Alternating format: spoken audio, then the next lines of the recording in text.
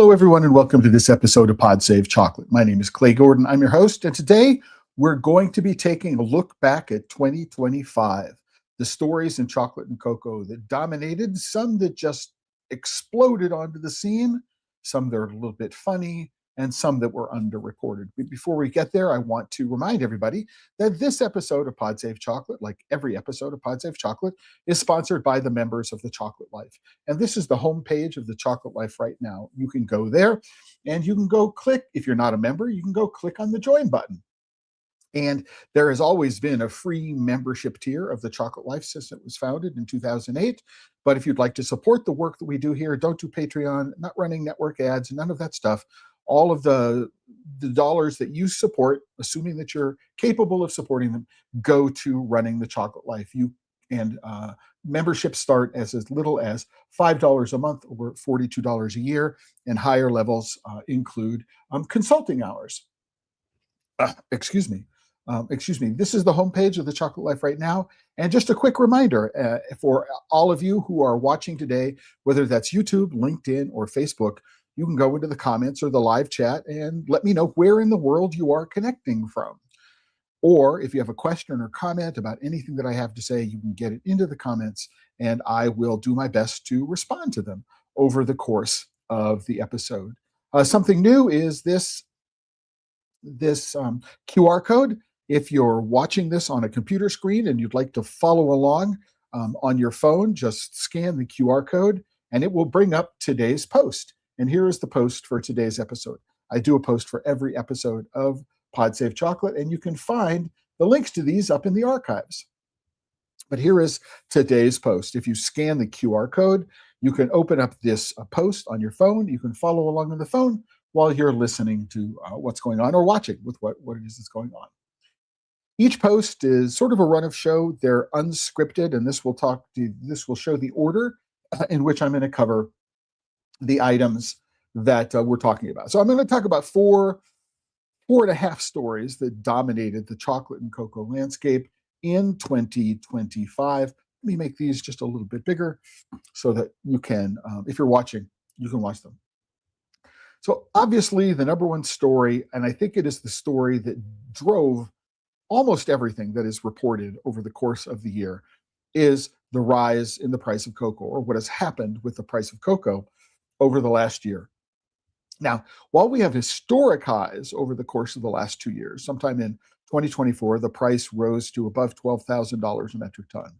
And while that $12,000 a metric ton is an historic high in constant dollar terms, if we take a look at the previous historic high, which is in the late 1970s, and we adjust that price for inflation, what we do is we find that the record high in terms of inflation-adjusted dollars is around $25,000 a metric ton. So it's important to understand, to create a context in which we can place the cocoa prices. But what happened in the course of 2025? And what's important to notice about what happened in 2025 is that the price of cocoa moderated significantly. So this is a graph rotating economics. We see that earlier in the year we were hovering. So here we are in January 2025. We hit this high of around nearly $12,000 a metric ton. And what we've done is we've been trading within a narrower range of between $5,000 and $7,000 a metric ton for the last 3 or 4 months or so.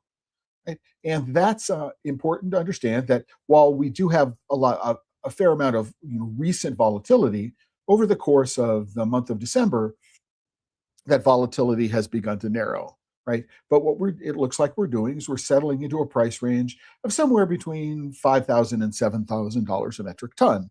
That's up from the previous level of around $3,000 to $4,000 a metric ton, and way down from $12,000 a metric ton. But let's go read what it is that trading economics has to say. So cocoa futures rose past $5,900 per ton amid prospects of a smaller global cocoa surplus and continued speculative buying ahead of the contract's inclusion in the Bloomberg Commodity Index next year. So there is some speculation that's being done that the price of cocoa will rise, and partly that's being done is there's going to be a less of a surplus, right? Which is important to understand what the role of the surplus plays. The surplus tends to be in warehouses somewhere, and there is this supply which is used to help smooth out peaks in demand or troughs in demand, and so keep the prices within a narrow range. And when this surplus gets smaller, the ability to help control the prices becomes smaller as well, right? So Citigroup last week cut its 2025 global surplus to 79,000 metric tons from 134 metric tons. This comes after Rabobank in December cut its global surplus from 250,000 from 328,000. So it looks like the market is bearish on the amount of cocoa that is in the surplus that's available to be able to withdrawn against or purchased against without having to replenish it with stocks of fresh cocoa, right? ICE monitored cocoa inventories in U.S. ports fell to a 9-month low. ICE, this is the Commodities Exchange, not custom. Oh man, actually, could it be customs enforcement? It's not the immigration part of customs enforcement, so maybe it's ICE. Adding support to prices. Anyway, meanwhile, dealers said that the market remains focused on the Ivory Coast output, which has been strong this season. But so there are mixed signals about where the price of cocoa is going to go over the course of the next several months. And you can see this in part. Now we're going to go take a look at, this is barchart.com. Now I'm in an incognito window so even though I'm logged into my bar chart account, it's going to ask me to claim one. And so we're taking a look, and what we're saying here, let me close this. Excuse me, that's not a close this window. Can I close this ad? Unfortunately, I don't see how I close this ad, but let's go take a look. What we're looking at, the cash price today is $5,982 a metric ton. And then what we're looking is through September 27, we see it. The futures contract is at $5,800 a metric ton. We see it down. There was a $6,000 contract for a year from now. And so what we do is we see the price of cocoa over the course of the next 2 years settling down within this fairly narrow range of somewhere between $6,000 and around $6,000 a metric ton. That's what it looks. That's what the market says is going to happen, right? And we say today the price is down by 0.13%. London cocoa closed down. Cocoa prices are slightly lower on some pre-weekend long liquidation pressure after the gains seen earlier this week. Cocoa prices have underlying support from expectations of index-related buying. So it looks like a lot of the support for the price of cocoa for where it is has to do with markets and speculation, not necessarily on supply. So we have these two contrasting forces that are going on. Speculators who are looking at one aspect of things, right, like the contracts being added to the Bloomberg Commodity Index, right, and what's going on with increased cocoa arrivals are slightly bearish for cocoa prices. So there is a sense in which the arrivals are going to push down the price of cocoa. So what's happening? Sugar prices fall back on some long liquidation pressures. So there's a market that's going on. There are movement going on in other markets. So the price of chocolate is somewhat correlated to the price of sugar as well. So this is what the price of cocoa is, something that is really, really important, obviously, in the world of cocoa and chocolate. And the price of cocoa and its direction down or up is driving a lot of other speculation in the global markets and the movement of the market, not just the price of cocoa. And there are two stories that we're going to talk about which specifically respond to this volatility. Now, one of the things that happened in the month of December was that the EUDR delayed the full effective date of the implementation of the EUDR So not the EU. The EU, the European Commission, delayed the full effective implementation dates for 1 more year. So originally planned to come into effect at the end of 24. That was delayed for a year. It's now pushed to the end of 2026, December 30th, 2026, and June 30th of 2027 for small operators. Right? So what does this mean? Right? Well, it means a lot more uncertainty. The final guidance on this is a couple of months away, so it's not going to be introduced until April 30th. So the EC must deliver a simplification review by April 30th. So there's uncertainty in the marketplace about what exactly will be included, what won't be included, how things are going to be exempted, who is going to have to respond in what ways. And this is after hundreds of millions, if not billions of dollars have been spent over the course of the last couple of years where companies are trying to become EUDR compliant.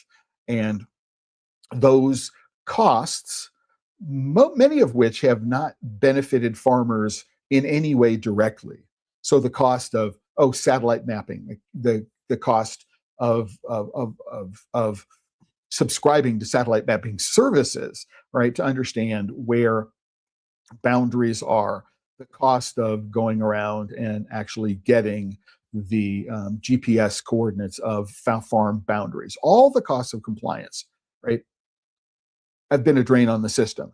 And none of those costs have been a benefit to farmers in any way, except to the extent that farmers have been able to benefit from the increased price in cocoa. Right? And this is a really uneven thing. If I'm in an open market, I'm in an open market like many in Latin America, most of them open market. When the price was at $10,000 a ton, the farm gate price of cocoa was closer to $10,000 a metric ton.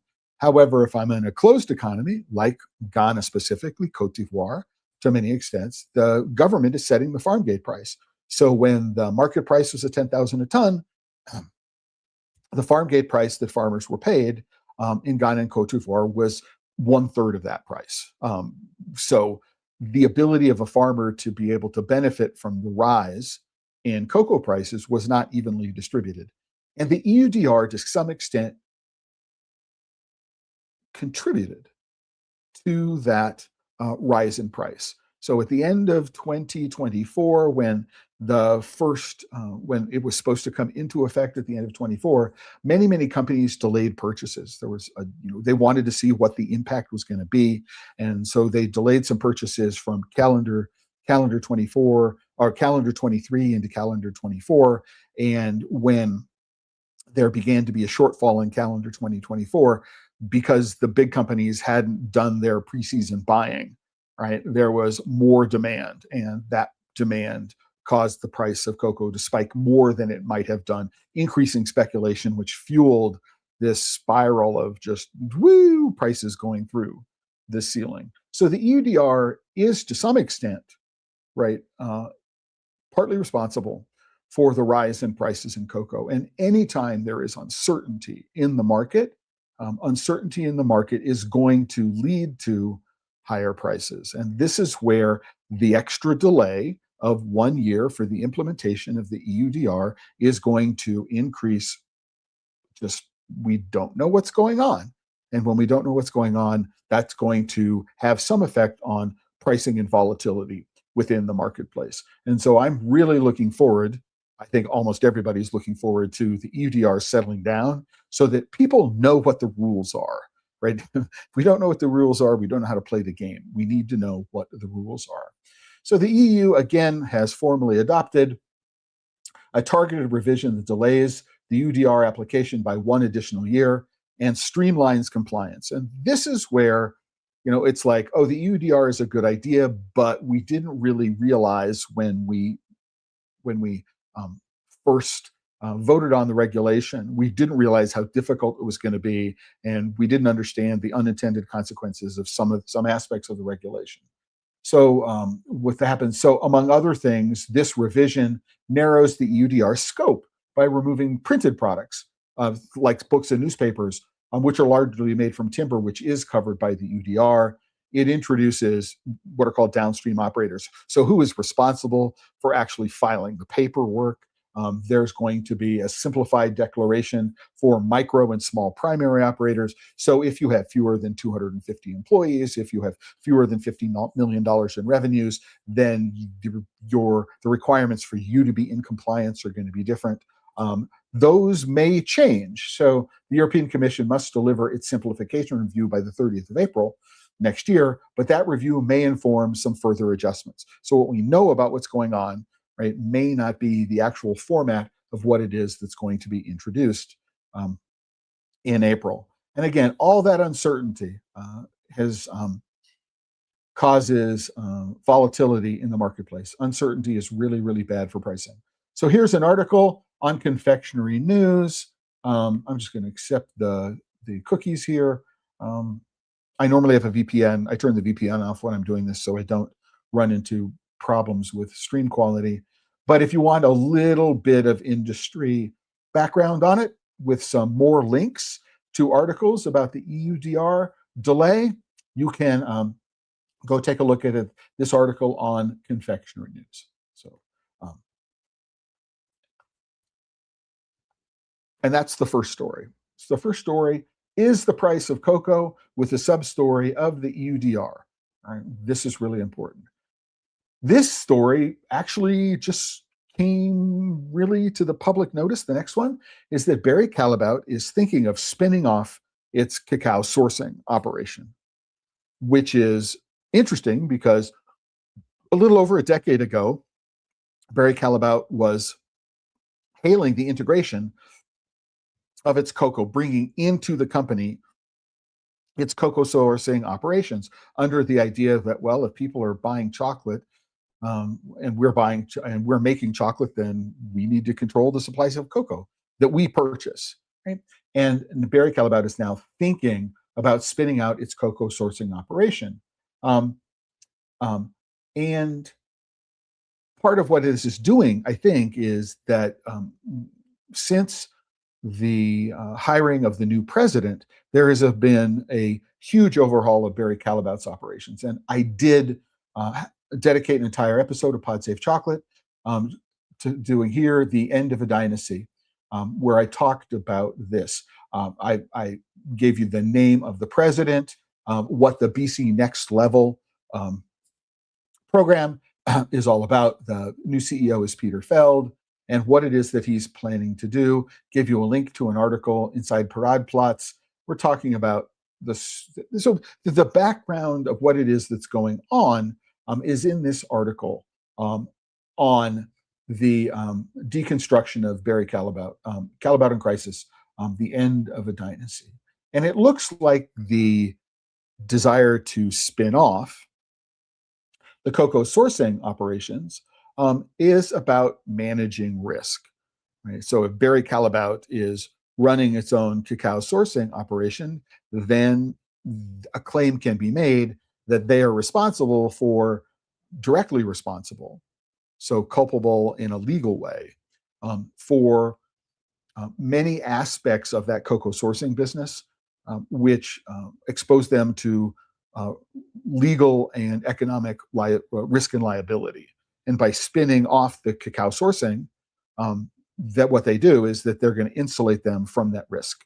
Now, perhaps not surprisingly, the stock market think this is a great idea. And the price of Callebaut stock, which has been floating down fairly consistently for a while, had a 10% bump since this initiative was announced. Now, we still don't know a whole lot about if, when, and how this is going to happen, including what the structure of this spinoff is going to look like. So here's an article in Confectionery News. It's going to talk about the cocoa split, what they're planning to do. Again, the proposed split aims to reduce volatility exposure and strengthen financial resilience. This is corporate speak. It means what we're going to do is we're going to externalize risk. We're going to take any risk, as much risk as we possibly can, and move it off the balance sheet. We're going to move it off the corporate table of organization. Boom. We're just going to get rid of it to the extent that I can. They're considering a joint venture merger. They might do a complete divestment. It says that the separation could sharpen focus on higher margin chocolate manufacturing operations. It is true that selling the chocolate after transforming the cocoa beans into chocolate is a higher margin business than just buying cocoa beans for your own account. That it is true that that is the case, but this is something, again, that Callebaut has also been thinking about for quite some time. Under Peter Feld, the number of individual SKUs that they produce has dropped by something like 25%. There are reports of products that Barry Callebaut has been making for customers for a long period of time that customers can no longer get without a special ordering them and special manufacturing runs in order to get them. They're not just something that they can expect to be in a warehouse somewhere. The move may shape global cocoa supply dynamics and industry investment priorities. I think this is underselling this.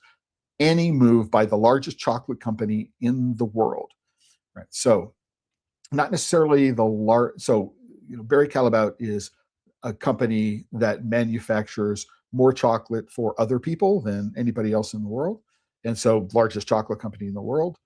But this equivocation, this move may reshape global priorities and dynamics. Completely wrong. It is going to shape global dynamics, global supply dynamics, and industry investment priorities with no real understanding right now about what that impact long term is likely to be.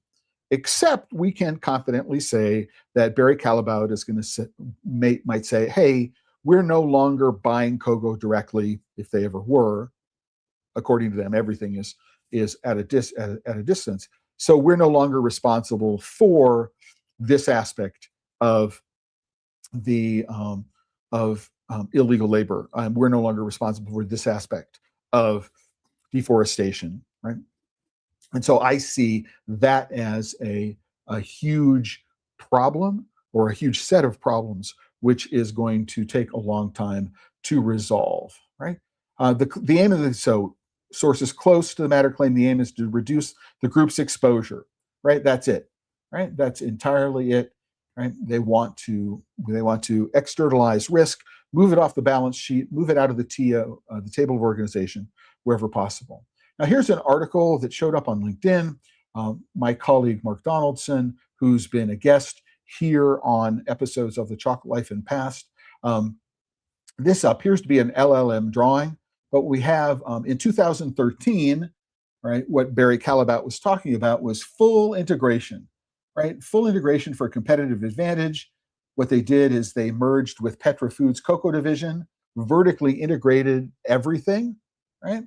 And then they ran into this core challenge of unprecedented cocoa price volatility and an insider culture clash. So an insider suggests that risk-oriented trader mentality of cocoa clashes with chocolate sales. So you may agree, you may disagree.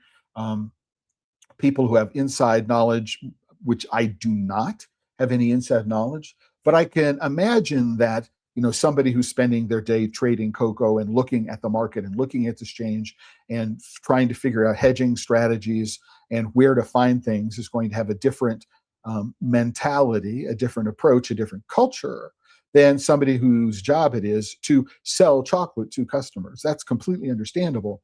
And then one of the things that Peter Feld has done under his tenure as the current CEO is that a lot of the long-term managers, long-term salespeople, long-term managers, long-term executives have been fired, right? And they have been replaced with call centers and less expensive talent. And so that is another aspect that I believe is exacerbating and accelerating a change in culture within Barry Callebaut as a company. And we're seeing this as, a next logical step. So spinning off their cocoa division makes sense in that context, right? So the main goal is to insulate high margin chocolate business. And is it a spinoff? Is it a JV? Is it a complete divestment? Nobody knows at the moment. And like many things here in the LinkedIn article, there are some responses, right? So yeah, when you say positive market reaction, you mean financial markets. I'm sure they'll protect themselves as the split happens. I'm not sure the idea Callebaut Group has lost out over the last few years. If you look at the profits, well, profits is one thing, but stock price is another. All of these things need to be factored in. Plus the fact that Barry Callebaut is essentially run by the Jacob Suchard or Jacobs Foundation, the which is a family-owned foundation, and so you need to look about who are the beneficiaries of this. Right, those of us who are old enough to live through the vertical integration mergers of 15 years ago remember why they integrated. Barry Callebaut, the chocolatier, will need cocoa. Who will supply them if there is no Barry Callebaut, the cocoa trader? So when the article which showed up in Confectionery News said that this may have an impact on the cocoa supply, again, I think that they were being disingenuous. This is going to reshape the global cocoa supply dynamics and industry investment priorities. It can't help but do otherwise. Cocoa Radar, so this is a link to Cocoa Radar, Tony Myers. And one of the things that he points out, so there's a link to this article in the post, one of the things he points, will OFI make a move? OFI is Olam Foods International. So will OFI make a move? And I think that's an interesting question. So I think that Callebaut now has the challenge of figuring out who the intended buyer is. So is the intended buyer going to be, or the intended partner going to be somebody who is, could it be a company that is a trading firm? There are a bunch of companies who, for example, have been in the energy trading, who've purchased cocoa trading companies, and so have set them up in this cocoa trading business. So would that make sense as somebody to buy this cocoa business? That might make sense, or become a joint venture if they're not going to spin it off into a fully independent company. So OFI is a large trader of cocoa. They do some processing of cocoa, and would it make sense that OFI would do it? I don't know that it would pass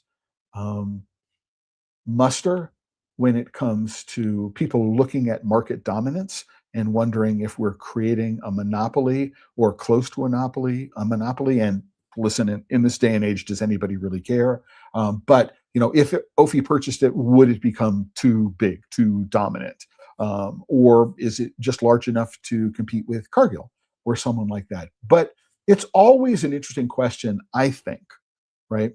It's something when I was working in startup companies in the high-tech field between 1983 and 2001, 2002, one of the questions we always asked ourselves, and we always asked about other companies, is who is the logical buyer of this? If your exit strategy is acquisition, is your exit strategy is to sell it, which is different from is your exit strategy to go public. So if your exit strategy is for someone to take over the company, buy you out, the question is who are the natural buyers for this? Certainly OFI is one, but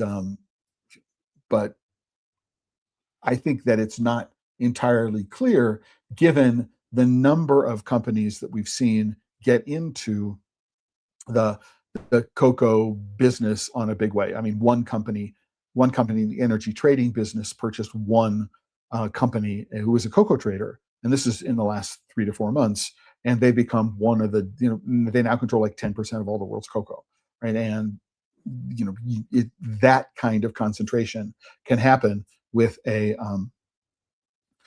single purchase these days. And will there be antitrust in the EU, antitrust implications in the EU, and antitrust implications elsewhere in the world? It's not entirely clear. I think that a company like OFI looking to do this would subject this deal to antitrust regulations, which might delay it. This would cause more uncertainty in the market, which is not good for pricing. So there's all of this stuff is related to each other. Story number 3 has to do with alt.chocolate. And the move for people to find alternatives to tree-grown cocoa, right, as a primary ingredient in a chocolate-adjacent product. So if the price of cocoa is going to go through the roof and there's no control and there's going to be a lot of volatility, which makes it really difficult to plan, then replacing cocoa butter with non-cocoa butter fats. I mean, Hershey did that in, what, 2012? Many people think that Hershey stopped. I mean, and I've repeated this on a number of occasions, and I want to correct that record, is that Hershey had a program 2012 or something like that, where they reformulated something like 15% of their product line to reduce the amount of cocoa butter, added cocoa butter and replace it with non-cocoa butter fats. And so it could no longer be called chocolate. It had to be chocolate flavored or chocolate tea or something like that. Some people interpreted that Hershey stopped making chocolate, stopped processing cocoa beans into chocolate, which was not the case. But all these companies, right, Hershey, Mondelez, Mars, all of the big companies are looking for ways to reduce their ingredient costs. And cocoa is one of the biggest ingredients cost. One aspect of this that I haven't really talked about in this episode, but it's an important thing to consider, is that when the price of cocoa went up to 12,000, a lot of people bought cocoa. When the price of cocoa was at 10,000, people had to buy a lot of cocoa. When it's 9,000, people are buying a lot of cocoa. It's now around $6,000 a metric ton. But they have all this inventory of cocoa at a much higher price, right? And they're working through that inventory of much higher priced cocoa first. They want to get through the older stuff first. And that's one of the reasons why you're not seeing the price of cocoa butter and cocoa powder and other derivatives coming down as quickly as the price of cocoa. So the price of cocoa on the futures market is, again, a future indicator of the cost of things. Whereas I've got all this cocoa that's sitting in my warehouse, right, that I have to process, which I bought at a much higher price, and therefore I need to charge much higher prices for. So we're going to see another period of time, 6 months, a year, could be longer, right? Well, the price of deliveries are still sitting at 2x, 3x the price of cocoa, what it was before the price of cocoa spiked. And that's going to be a real challenge for many people. And so that's one of many reasons, the price of cocoa, right? One of many reasons that people are looking at alternatives to cocoa to make something that tastes like chocolate. And I've done a lot of articles on the Chocolate Life. I've done a couple of podcasts. This one is about ending the cocoa crisis. And one of the things that we talk about is industry responses and whether or not any of these industry responses are actually going to address the root causes for the cocoa crisis. TLDR, no. None of these approaches to generate alt chocolates is addressing the root causes of the cocoa crisis. As a matter of fact, it's just avoiding dealing with the root causes. Oh, we have this problem with cocoa. We have this problem with cocoa in West Africa. What we're going to do is we're going to purchase carob from Portugal or somewhere in the European Union. We're going to use precision fermentation, or we're going to use cell culturing. And what we're going to do is we're going to generate a product which is produced entirely within the EU. So we don't even need to worry about the EUDR anymore either. And who cares about the cocoa farmers that we're not buying cocoa from anymore? So there's nothing about the move towards alt chocolates, which is about dealing with the root causes of the cocoa crisis, illegal labor, deforestation, or anything like that. It's an attempt to sidestep it. And that's sidestep responsibility. And that's one of the reasons why I'm not a huge fan of cocoa alternatives, because I don't think we should be giving big cocoa. I don't think we should be giving big chocolate an off-ramp, some sort of special pass to say, no, you don't need to take responsibility for the challenges you solved. Here's an article about cocoa-free chocolate, which showed up in Confectionery News Magazine. The reason why it's here is there are links to some other articles about the topic that you can go and take a look at. But again, right, so this article, and one of the other reasons why I'm here is the title, right? Key consumer insights for manufacturers when you're talking about cocoa-free chocolate. Right? So what are people trying to do? They're trying to spin, why are we why are we no longer buying cocoa? Why are we using alt.cocoa, alt.chocolate?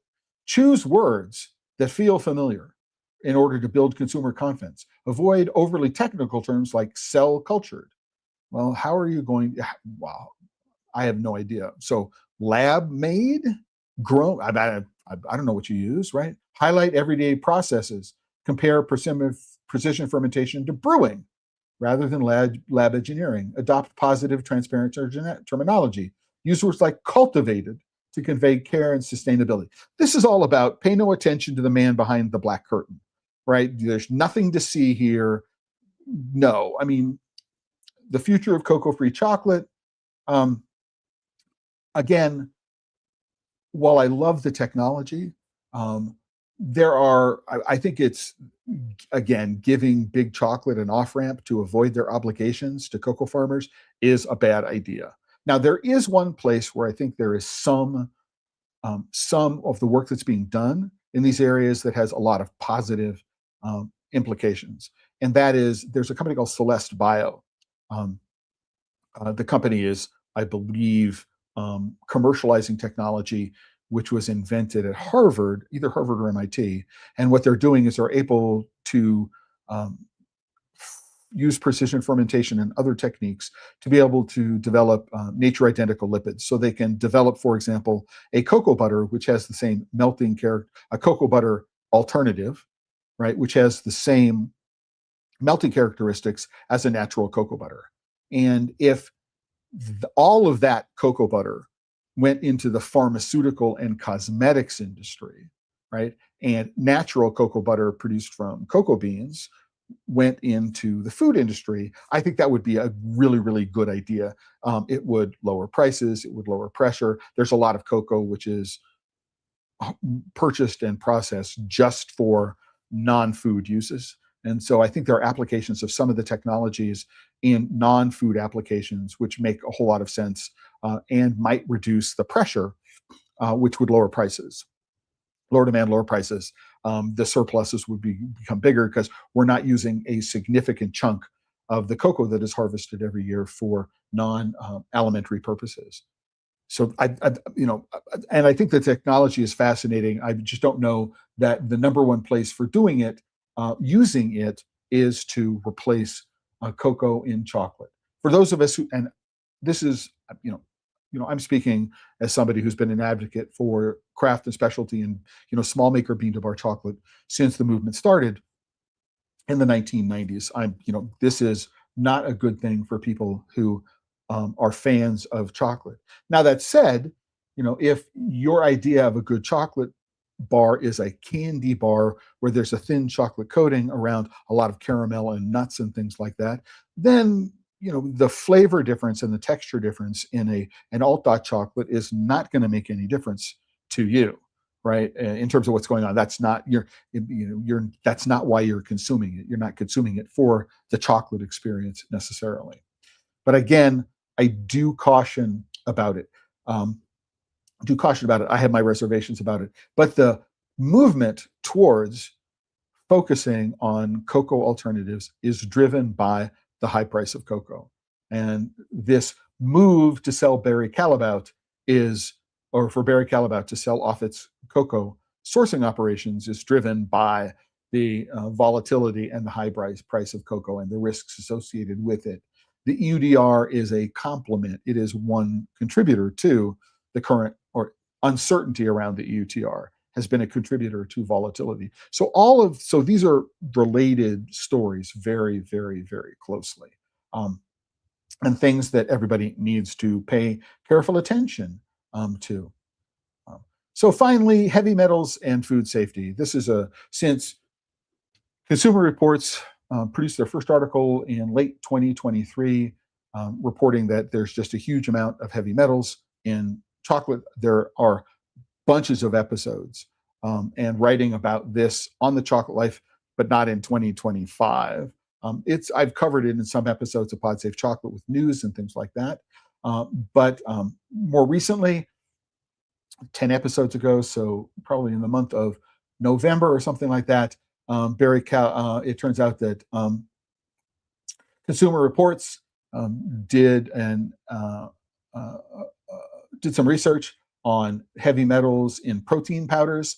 Why is that why is that important? Well, there are a lot of chocolate flavored protein powders. And so if you're using a cocoa powder, which is high in heavy metals, and you combine it with a protein powder, which is high in heavy metals, so there is an overlap there.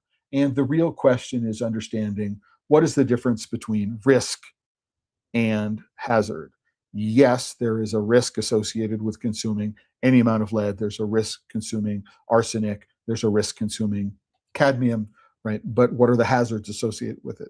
Those are dependent upon your individual metabolism, for the most part, and to what extent chocolate is a part of your diet. So if you consume a lot of chocolate that's high in heavy metals, and you consume a lot of other things that are high in heavy metals, you're obviously at greater risk. If you have a lower body weight, you're at greater risk. If you have comorbid situations, so you're anemic, right? You're going to be at greater risk for these. So it's important to understand exactly, right, where you stand with respect to it. But this ongoing discussion about heavy metals and what it is that you are consuming. Now, right, one thing, so A Guide to the Healthiest Chocolates is a 2024 article, but there's more foods to be wary of. They produced, this is a link off the Healthiest Chocolate article. So 10 really risky foods right now. This is in mid-2025. And basically, salami, cucumbers, eggs, onions, you need to be careful. And so, but the public outcry about this article was nowhere near as big as the public outcry and the people who were following either of the articles on chocolate or the articles on protein powder. But you do need to be careful.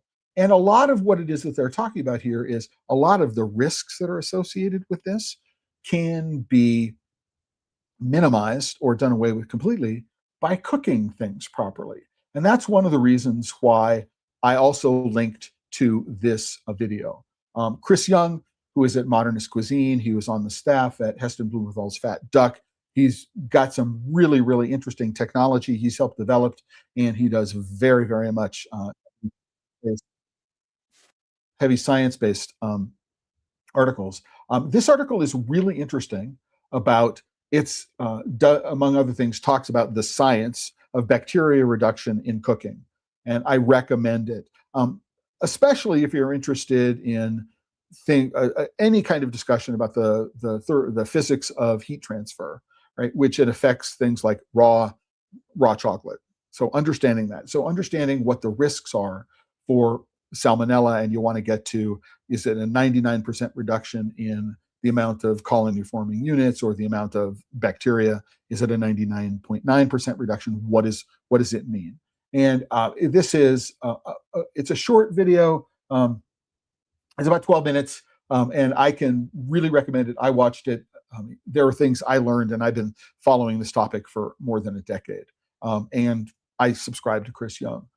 And so I really, really like what it is that he's doing and recommend it. But helping you understand, so for example, if you're a chocolate maker and you're worried less about heavy metals and more about ochratoxin or salmonella or E. coli, right, foodborne illness, then this article, this video from Chris Young will help you manage those. You're not going to cook out lead, you're not going to cook out cadmium, you're not going to cook out arsenic.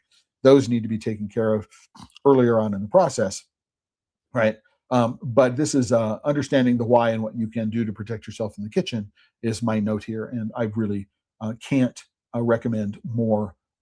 If you got 12 minutes and you want to learn something new about food safety, go and do this. Now, Chris is also selling his predictive thermometers, which include a food safety component to the user interface, which is also very interesting.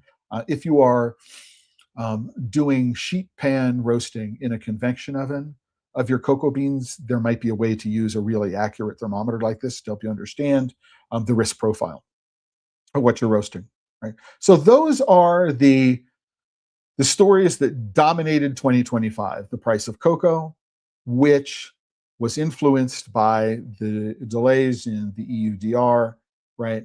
The price of cocoa is driving the breakup of the cocoa sourcing operation from the higher margin chocolate manufacturing operation. The price of cocoa is driving alt chocolate or interest in alternatives to cocoa.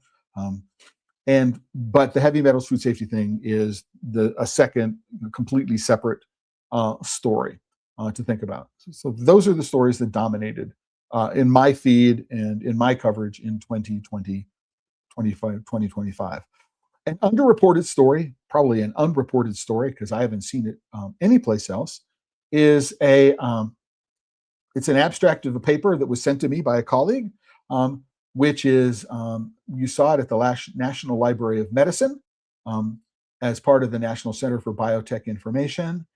It's going to be it was published in Aging, and unfortunately online ahead of print, so it's an electronic preprint. But unfortunately, what's happening here is I think that we're having some problems accessing the article. Yeah, I'm not entirely sure why the article itself can't be accessed from outside, but you do have the abstract which is associated with this, and I've condensed the abstract, which says theobromine, a commonly consumed dietary alkaloid, which is found in cocoa. So theobromine is very closely chemically related to caffeine, right? But it's a non-central central nervous system stimulant. But theobromine has been linked to extended lifespan in model organisms and health benefits in humans, right? So extended lifespan, you can eat foods that are higher in theobromine and you can have an extended lifespan. So in model organisms, nice, right? So not in humans. These studies have not been done in vivo in humans, but they have been conducted in other animals, right? So the authors of the study examined associations between circulating levels of theobromine intake measured using serum metabolomics, and blood-based epigenetic markers of biologic aging. And I should probably do a sick on the spelling there, in 2 European human-based, population-based cohorts. The findings indicate that the reported beneficial links between theobromine intake on health and aging extended to the molecular epigenetic level in humans, right? So what this means is if you consume more theobromine, right, you can add it to your anti-aging. So you can consider theobromine as an element in an anti-aging regimen. Right? That's what this study says. And there is some formal research that supports this. There's a lot of anecdotal research, I think, in the past that's done this, but there's formal research. So I'm going to be following this story. I'm going to fix the spelling here. We're going to be following the story over the course of the next year or two to figure out if we can learn more about this. And when the actual paper is something that I can get my hands on, I will do a deeper dive into it. And then finally, so this is an underreported story that there is a health benefit to consuming cocoa, a health benefit to consuming chocolate associated with theobromine, right, in humans, right? That was currently thought to exist, but now has been demonstrated to exist, at least in model organisms, if not in humans, right? Anyway, so there's a couple of stories that I'm going to end up with that fit in the just for fun category. We got another 10 minutes or so in this episode. Number one, a recent survey, and there's a link to the survey. It was published in Candy USA, and it was commissioned by Ferrero. The study says that 36% of North Americans bring emergency chocolate to holiday events and family gatherings to cope with stress. So you're going to visit with family, you got your private stash of whatever your favorite chocolate is, you bring it with you so that what you can do is, if you're feeling stressed by family interactions at Halloween, you can consume some chocolate. And apparently 36%, a third, more than a third of all North Americans who travel for the holidays or gather with their families eat chocolate just to cope with stress, right? The survey, 1,000 consumers, also revealed that 59% turned to chocolate and candy as their go-to form of self-care during the holiday season, and 67% plan to eat more candy and sweets in December compared with October. So what does this mean for you? Number one, if I'm a small chocolate maker, what I might do is I might have a holiday-themed emergency chocolate product, right? So, eat in case of emergencies, right? Eat in case, which would be an interesting form of branding. Now, there was a company that had medical branding, and which is a fun company. I ran across the guy. Anyway, it says that there is an opportunity to do something like this, to brand a chocolate specifically for consumption, break out in times of stress. So just a cool thought to do that. Understand that there's a huge shift, even though I would be interested to know, so 67 plan to eat more candy and sweets in December compared with October, and Halloween is in October, right? So that's also an interesting statistic to keep in mind in terms of your end of year positioning of your products. So next, this guy Babish is a well-known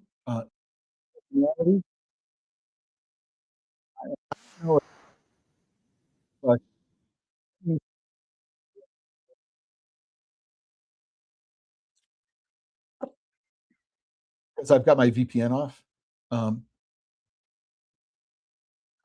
Sorry, I don't have a $20 a month subscription to YouTube to hide the ads. Um, so excuse me. All right. So I just want to say, for the most part, I like a lot of what it is that Babish does. There are a lot of recipes he's got that I really like. So number one, he says ranking every chocolate bar from $1 to 30. He's not doing every chocolate bar from $1 to 30, but let's take a look at what he's doing. Hershey's Special Dark, Hershey's Kisses Special Dark, Dove, Cadbury, Ritter Sport, Baker's Chocolate, Lindt, Chocolove, Ghirardelli, Toblerone, Tony's, Hue, Guittard. Right. So if you look at it, there are not a whole lot of brands here. I mean, we've got Castronovo, which I would put in a different category from most of these. Dick Taylor, Mission from Brazil.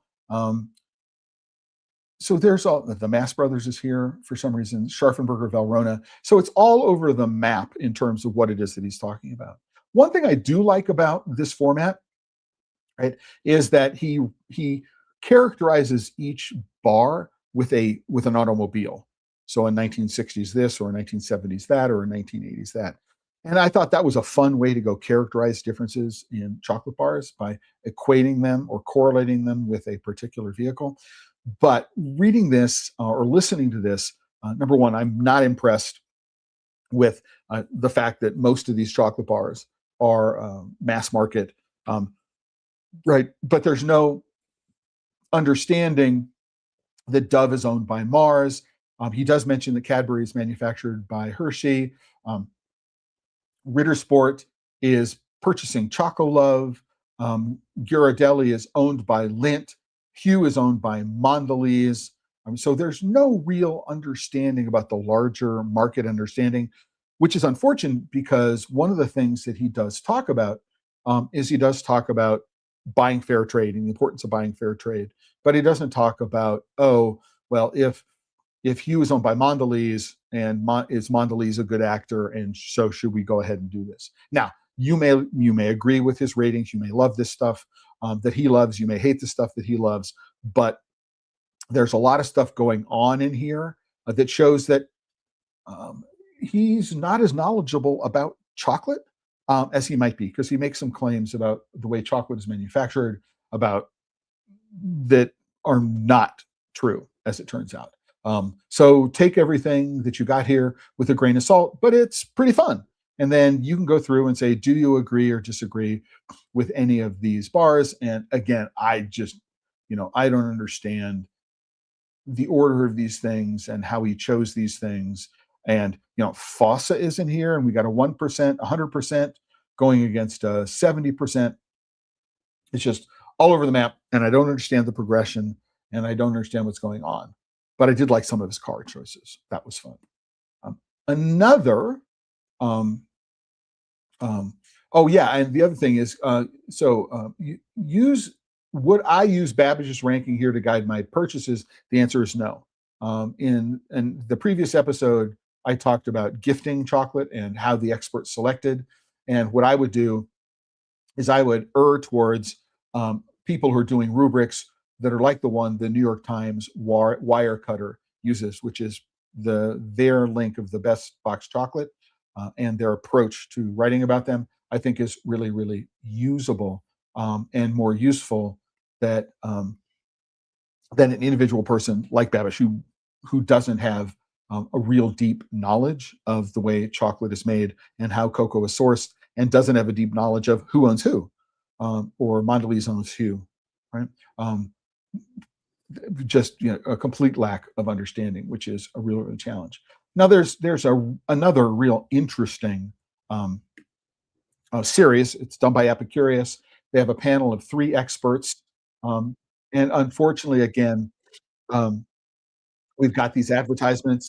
I don't I don't know that I can turn off the audio, even if the audio is playing here. I apologize for this. I mean, I'm already paying Google a lot of money, and I'm not going to pay them.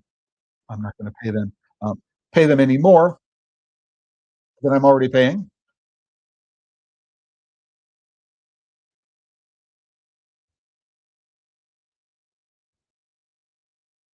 All right.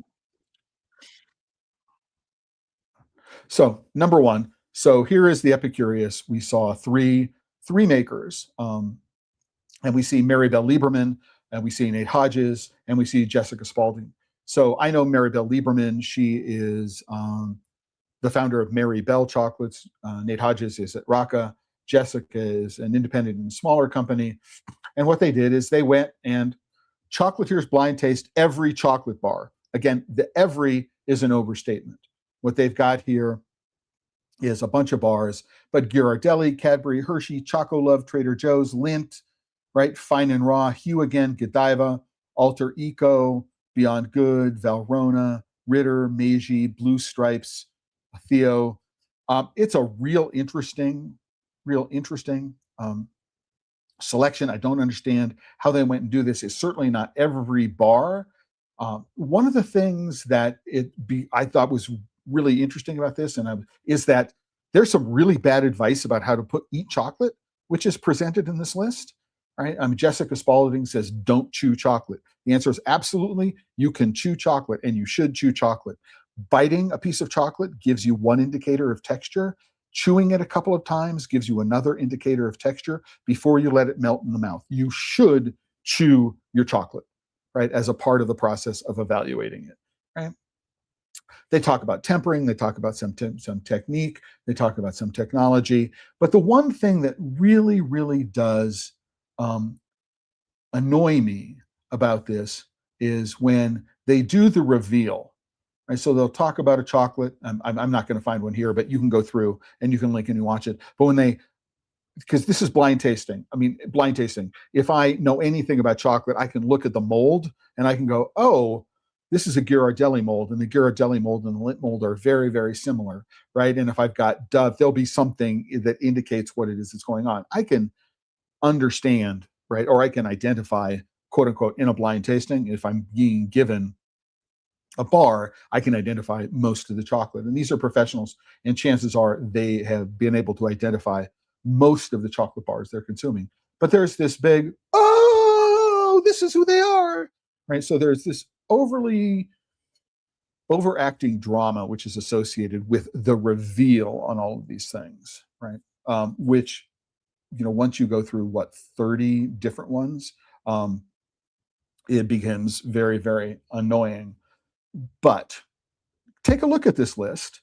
And here's an interesting thing. Are any of the chocolates which are on the Epicurious list on the Babbage list, and vice versa? And then find out what the trio of experts in this panel. Again, Maribel Lieberman, Nate Hodge, and Jessica Spalding, how they have to say it, how they articulate their feelings about it, compared with the way Babish compared their feelings about it, and then put together your own rubric. Because one of the things that they establish very early on is this set of ideal criteria. Ideal criteria for a chocolate bar is audible snap, smoothness, and balance of flavors, right? And that's helpful. These are the characteristics that these this expert panel is putting together. But the question is not necessarily are you going to use those recommendations to guide your purchases, but do you agree with what it is they have to say?